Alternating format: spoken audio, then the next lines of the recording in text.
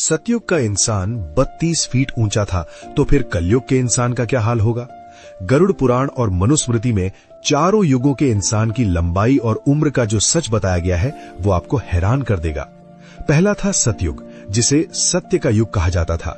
शास्त्रों के अनुसार इस समय इंसान की औसत लंबाई 32 फीट होती थी और उम्र 1 लाख साल तक होती थी। इसी युग में भगवान ने 4 अवतार लिए, मत्स्य, कूर्म, वराह और नृसिंह। इसी समय समुद्र मंथन हुआ था और भगवान शिव ने सृष्टि बचाने के लिए विष पिया था। दूसरा आया त्रेता युग। यहाँ धर्म थोड़ा कम हुआ, इंसान की लंबाई घटकर 21 फीट रह गई और उम्र 10,000 साल हो गई। इस युग में भगवान ने वामन, परशुराम और श्री राम के रूप में अवतार लिया।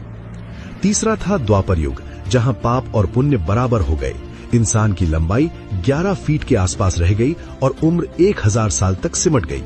इस युग में भगवान ने श्री कृष्ण और बलराम के रूप में अवतार लिया। और अब है कलयुग, पाप का युग। यहाँ इंसान की औसत लंबाई सिर्फ 5 से 6 फीट और उम्र घटकर 60 से 70 साल रह गई है। पुराणों में लिखा है कि कलयुग के अंत तक इंसान की उम्र सिर्फ 20 साल रह जाएगी और कद केवल 1 फीट का होगा।